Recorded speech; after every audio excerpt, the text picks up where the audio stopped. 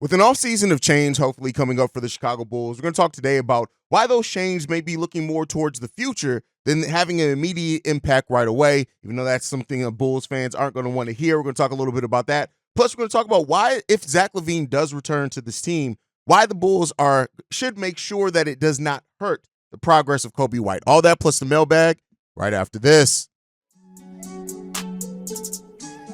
You are now tuned in to Chicago Bulls Central, your number one place for all Chicago Bulls news and content.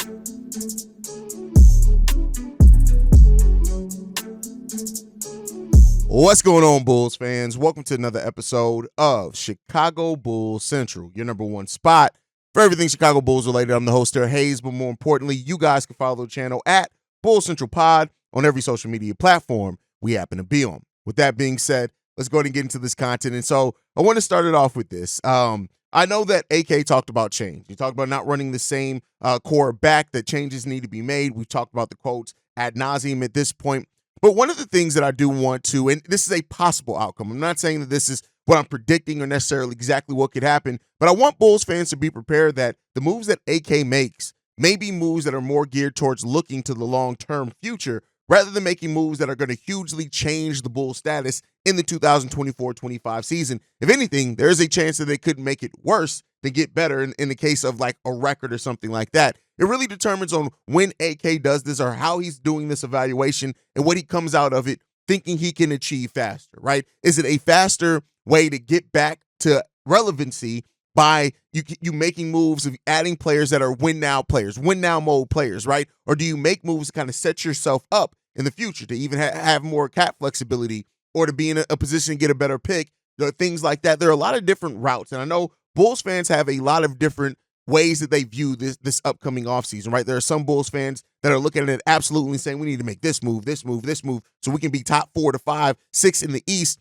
And it depends on how sustainable it is long term, right? I hope that in whatever AK does, he looks at the sustainability of that for the long term and how he's going to support that, right? One of the things that we have talked about a lot as Bulls fans is how AK and Eversley really had no plan B. Once Lonzo Ball went down, he really had no plan B. And don't make no mistake about it. A $20 million contract is kind of hard to just have a great plan B. Now, Ayo Dosunmu was part of that plan B. Didn't work out. Patrick Beverley came in.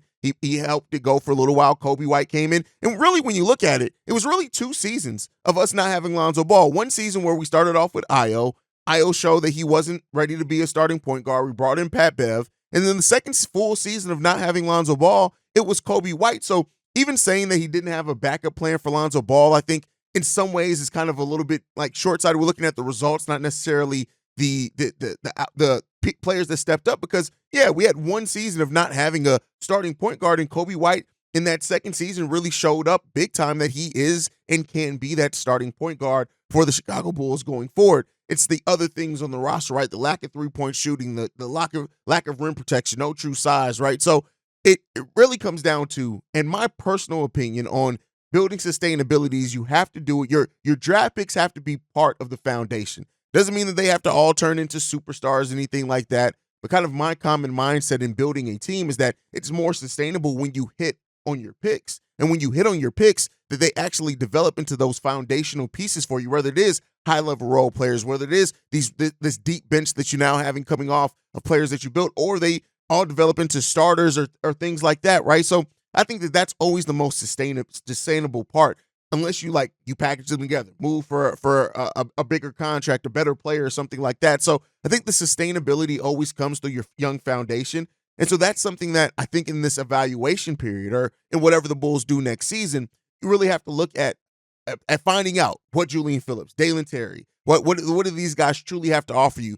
Does OB turn into a shooter that you can bet in off the bench, who I still think OB has tons of potential, and hearing that he had that detached retina probably gives a lot of why his shooting fell off, but we'll see. I'm not just throwing Bell at that. Adama Sanogo, what does he end up turning into, right? So in our upcoming first-round pick. So you're looking at having 4 to 5 to 6 young players that you're still really looking at, all right, what are you going to turn into for us? And I think that next year may be a play on that. So, in the moves that AK makes this offseason, it's going to be interesting to see how many of those moves look at like kind of short term, right? Whether it is you're getting a big contract back if you do move Zach LaVine and the contract expires in 1 or 2 years, right? That gives you some flexibility in other things. And while Kobe and Ayo are on very team-friendly, reasonable contracts, we really don't have that much longer until they're up for major contract extensions. And by that, I mean this, they signed 3-year deals, right? So it's not like they have these deals where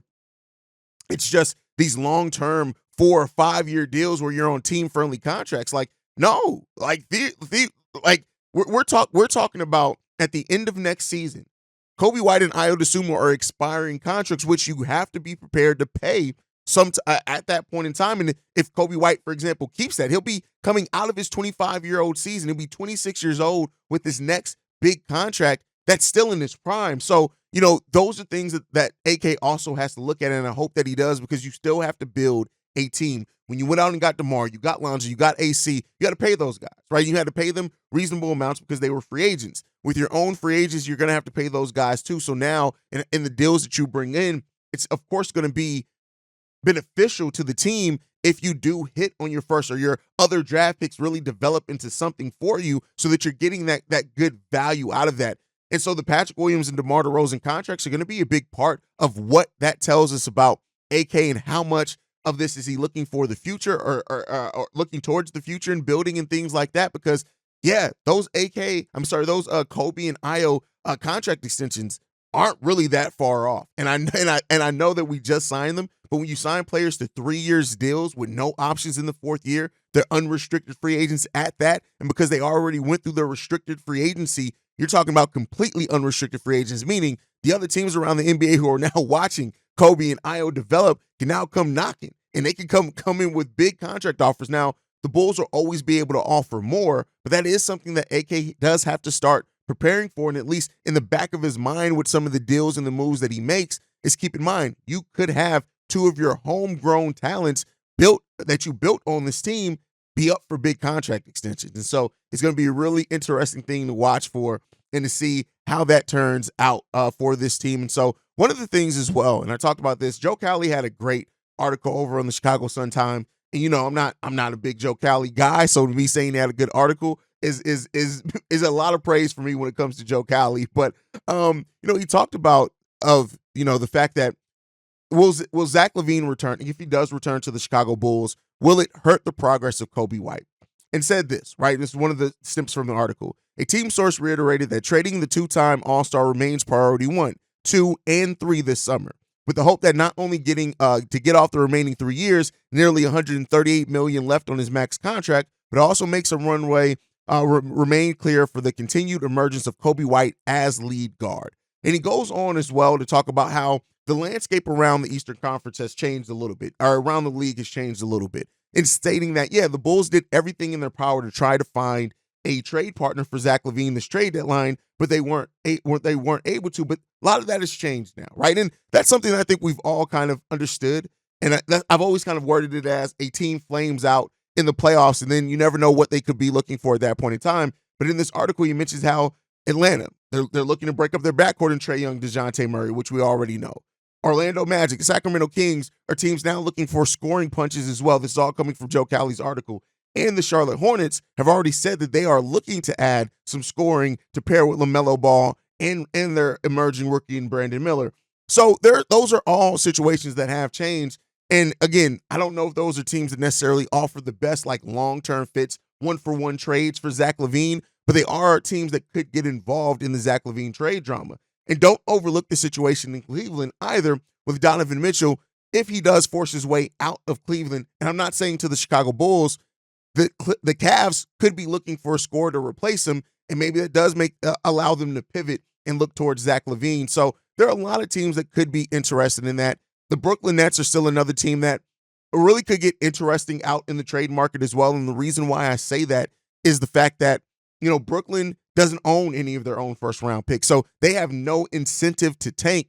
And so as they do have some young players, they have an expiring contract in Ben Simmons that I do not want on this team. I'm just saying it could get interesting, is that they could be looking to kind of keep getting better. And don't overlook the Detroit Pistons, who can revisit that as well, as they do have some cap space as well. So there's a lot of different ways and routes that this can go. But, Billy Donovan already talked about when Zach LaVine was returning from injury, he didn't want Kobe White's role to change, right? The way that he was growing. So because of that, I do think that is going to be part of the prioritization in whatever moves that the Bulls make this offseason, is making sure that it still puts Kobe White in a place where his progress is not tested. And you know that Kobe White, one thing that you can trust with Kobe is that he is going to put in the work in the offseason.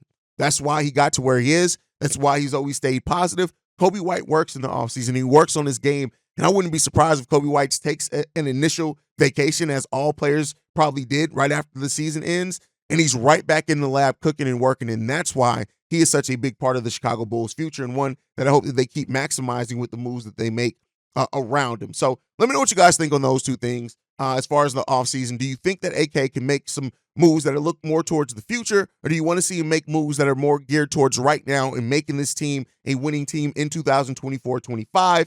And then as far as the Zach LaVine trade situation, do you think that the Bulls are looking at making sure they don't hurt the progress of Kobe White? But with that said, it's Sunday. That means it's Mailbag Day. We're about to get into these voicemails. And the first voicemail that we have for today, this one's from TJ. What's up, Hayes? It's TJ. Thanks a lot. Things looking kind of bright for the Bulls this off season. We've been suffering with continuity for the past 3 years, but at least Billy coaching staff, they ain't gonna be continuous at the very least. Them boys getting shipped out faster than a brick that Vooch be shooting. I ain't gonna lie to you, like, they getting shipped out and I'm loving it. I just want to know if you think that this is just kind of a smoke screen and this is the only move that they making, or if you feel like that they gonna actually keep it pushing and then this is gonna be a trickle down effect to all the players and the roster and stuff too. If so, I don't really know what players are out there on the free agency. So I was wondering, what players do you feel like we should go for, and which players you feel like we could get to kind of keep this game rolling? And last question, I was wondering if you feel like the changes in the coaching staff will actually add some sort of a culture to this team. Do you feel like that's what we were lacking? Our assistant coaches were the assistants were holding us back. Is that what they're saying right now? The assistants were holding us back. But yeah, that's pretty much it, man. Stay blessed. Have a nice one. Okay. Here's the thing. Will the coaching changes bring culture? I won't say that, because again, the coaching changes that we've made so far is that we've just moved up two people that were kind of already on the end of Billy Donovan's bench.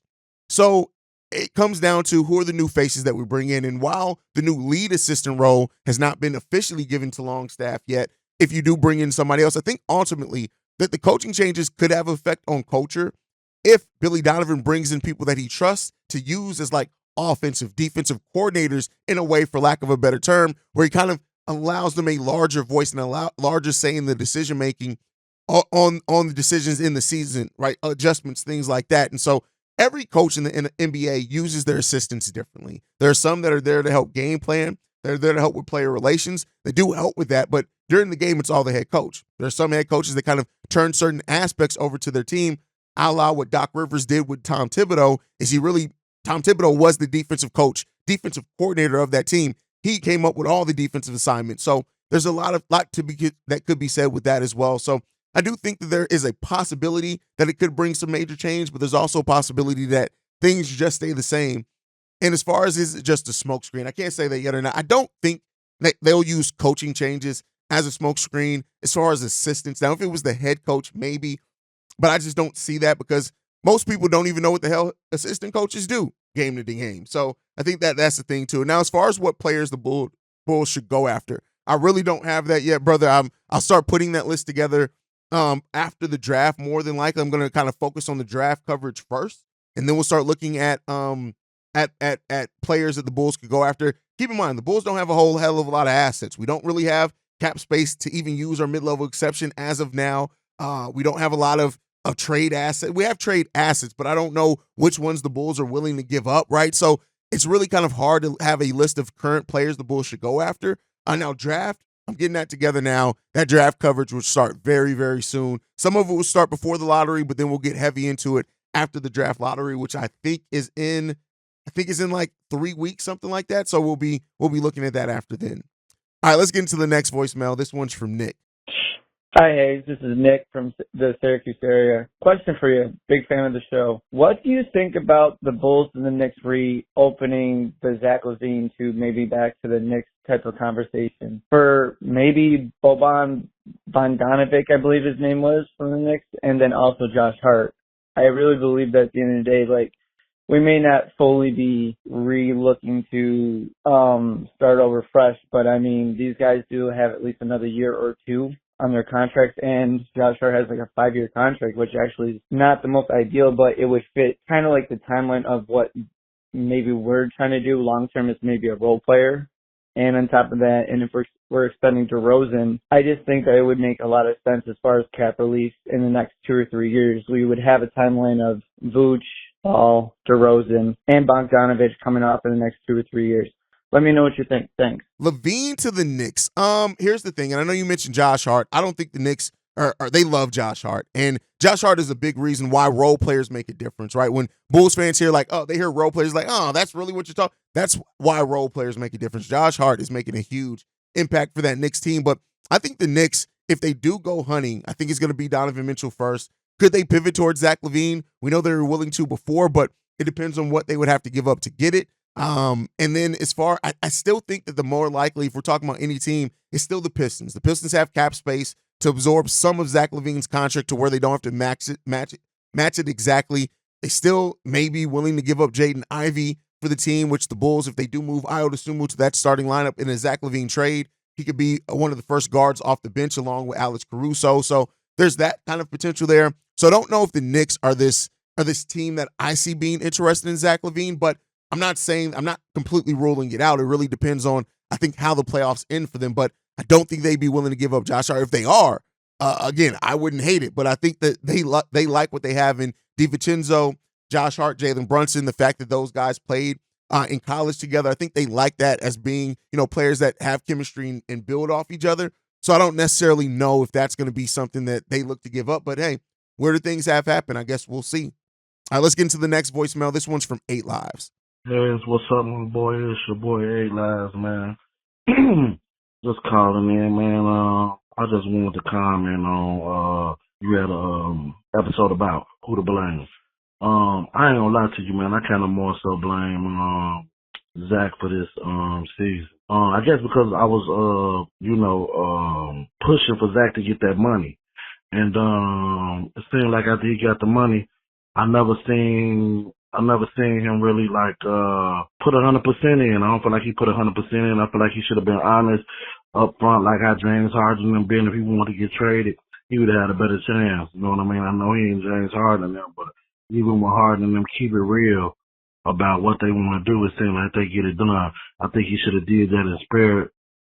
You know what I'm saying? Helping us go 4-15. And I'm just mad that we can't have faith in our GM. Like, we just got to sit back and be like, oh, we just gonna have to take this, we gonna have to take that. Like, man, I'm looking forward to I wish I could in my head, I was just hoping like after the Lakers get swept that Anthony Davis would come on back to the city, man.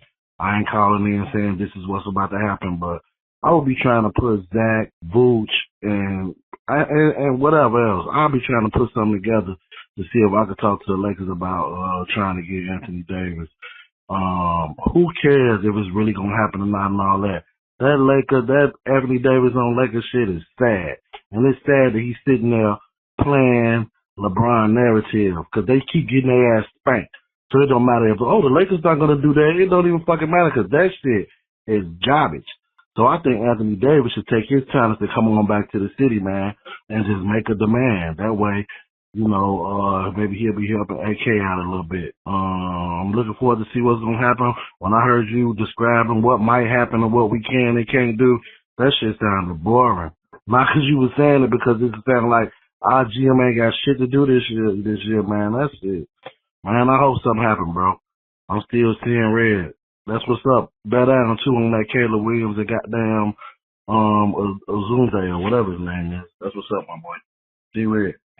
8 Lives just spent his whole voicemail fantasy booking, bro. Like, AD ain't coming to the Chicago Bulls, bro. And I hear what you're saying, that you want to hear that it's not, but it's not, bro. Like, don't get me wrong. The Lakers did waste a healthy season of Anthony Davis, and we don't know how many more that's going to get, but the Bulls aren't making a move for Anthony Davis. They're just not. You can package Vooch, Zach LaVine, a statue of Jesus Christ, AK's dog, maybe even his wife. You're still not going to get AD, right? I think the Lakers, especially looking at LeBron and him becoming more immortal, they're going to keep trying that thing around AD.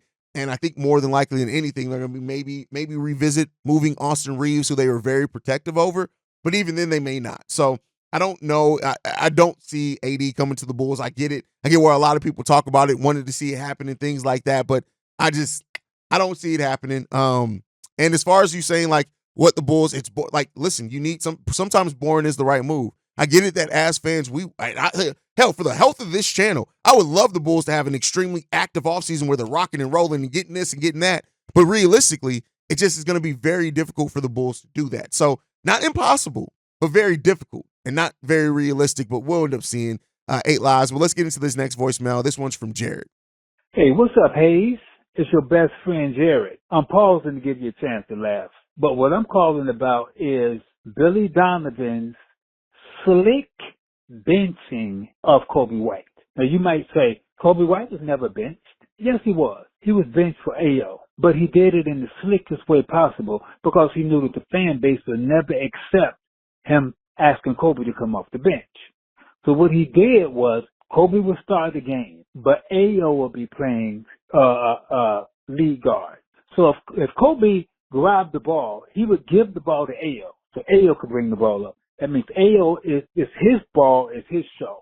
AO is playing lead guard. Okay, Kobe would be off to the side wondering what he's doing. I mean, Kobe is completely out of whack because he's out of his position. The first person subbed out would be Kobe White, while Ayo Dosunmu continued to play lead guard in Kobe White's position. Then when it was time for Ayo to get subbed out to get rest, Kobe White would come in for Ayo. And then Kobe White would play some lead guard until Ayo come back in. Then Ayo would then return to the lead guard position. Now he did that after Kobe was setting records at playing the lead guard position. But yet he chose to, maybe because Kobe White got tired, and maybe because his shot, he was struggling shooting the ball. His game never suffered. His shot suffered. And he don't need his shot to really dominate a game. Even the last 42 points that he scored, his shot was not on.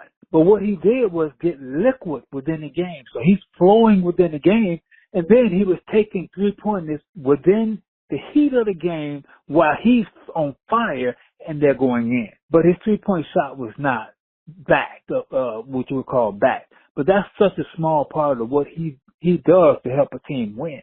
So, but he did get slick benched by Billy Donovan, which ruined his confidence within the season. And we asked the question, why didn't he win Comeback Player of the Year? It was so many reasons that had nothing to do with Kobe. Talk to you, man. That's always nice to talk to you, my best friend. Jared spent 3 minutes basically dancing around and doing mental gymnastics to keep trying this narrative of trying to blame Ayo Dosunmu. Kobe White you were trying to blame something that's just not, and I went and looked. Kobe White's usage rate, guess what? It was a 22 when he's not playing with Ayo. When he was playing with Ayo, it went up to almost a 24. Nothing that you say is facts. Nothing. You keep trying to use this. Ayo Dosunmu turned into lead guard. Yeah, he turned into lead guard because guess what? He is a guard and he does some of the ball handling. Watch it. When it wasn't Ayo Dosunmu out there, it was DeMar DeRozan. Nothing really changed. The only thing that changed is that Kobe White went through a slump. You keep trying to blame Kobe White's slump on other people when ultimately it was a combination of him running out of gas, an injury, which he's already admitted, him running out of gas, an injury, and him already being a very inconsistent player over the course of his NBA career. Stop trying to find and do mental gymnastics to blame Ayo Dosunmu for Kobe White's slump, Jared. It makes no sense. It actually hurts your point that you're so zeroed in on something that me, Pat, and others have all pointed out to. It's just not real. It's just not real. There's nothing. You're so busy trying to find something to support a narrative. You're just blind to the truth. That's it. He ran out of gas. He was in a slump. It's just that simple, Jared. It's not this ultimate conspiracy. No, there was no secret benching of Kobe White. You gotta stop it, bro. When a player leads the league in minutes, and the only reason he still finished top 3, he was not secretly benched. What are you talking about? You just sat there and spent that amount of time to try to cook up a scenario. You could have been trying to find the cure to cancer, my boy. You could have been doing something productive with your life than trying to make sense, make nonsense out of sensible things. Not even making nonsense in the sense. You were making sensible things that are very straightforward, complete and utter nonsense, my boy. I love you, Jared. Love you, bro. But you got to pick a different narrative, bro. Pick a different route. This one is going to keep failing on you. Let's do something different, my boy. Do something different. Let's get into the last voicemail for today. This one's from Michael Korn. Hey, how you doing? Mike Korn here. Enjoyed your pod a couple days ago about worst case scenario for the Bulls. I would just like to add to that, as Billy Donovan said, we need to go smaller and Vooch shoot more threes. Then that would be absolutely the worst. Yeah, the Bulls seem like the kind of stuff. It would be great to have some, to be inspired by Karnisovas, but he just seems like he's bored playing a chess game on his own because he has no one to play with, and he's losing. But as a lifelong Bulls fan, I'll still be optimistic and hopeful. Looking forward to your draft coverage, especially. And I just want to go back about 3 weeks ago, a month ago, one of your regular callers, Shay, who I always enjoy his comments and your responses. He said something about that at that point in the season he would judge it as a successful season due to the emergence of Kobe and Ayo and a couple others, positives. I'd like to know if you, your listeners, not necessarily grading the Bulls, but is that enough to, on the scales of good and bad this season, is that enough to go, well, you know what, it sucked, but that could be a good future, and hold on to that part as maybe it was a successful season. Maybe I'm just trying to rationalize why I spent this whole season following the Bulls. But anyway, good things ahead. Enjoy your show and the mailbag. Cheers. Bye-bye. Is the Bulls season a success because of Ayo and Kobe's growth? Yes and no. I think that it's a success in the sense that, because two things can be true at the same time. It's a success in the fact that we knew coming into the season, we wanted to see one to a few of the young players step up and grow a lot. We got to see that. That part was a success. It was still a failure overall because the Bulls had a worse record than last season. They didn't achieve even their most modest goals, but it was still. But you can still say it's a success because now we know, hey, Kobe and Ayo, we see this in them now. Now you can go into next season with that expectation that they at least bring that and even increase it some over what they did this prior season, and that's a great thing, and they deserve to be the story. I've been saying it since about midway through the season, or a little bit before. Kobe White deserves to be the story of this Bull season. His growth, his development, everything, and Ayo right along with him with how he came on after December. It's been great to see those players, and I think that it does give the Bulls a little bit more flexibility if they do want to make some moves and move some guys, is the fact that we have now two emerging players that still need to prove it that they're going to be consistent and they're going to be able to do it again next year. Before I'm willing to just say, hey, these are just who they are for the future, right? For the forever. But they gave a lot and a ton to that, and that was a success in of itself for sure. Now we got to find that team success. They had individual success. Now we got to find a way to turn the individual success from Kobe and Ayo and to help that add towards team success going into next season. At least that's what I hope that AK and Eversley can do with their moves this offseason. But guys, thank you so much for leaving those voicemails. Thank you for being the best part of the show. Make sure you guys are following the show at Bull Central Pod. You can send us any feedback, questions, comments, concerns, bullcentralpod@gmail.com. Lastly, if you want to leave a text message and our voicemail for the mailbag, the number to do so, 773-270-2799. We are the number one spot for everything Chicago Bulls related, thanks to you guys. And like I like to end every episode on, go Bulls. Love you guys. See red if you can, y'all. Peace. This has been a presentation of the Break Media.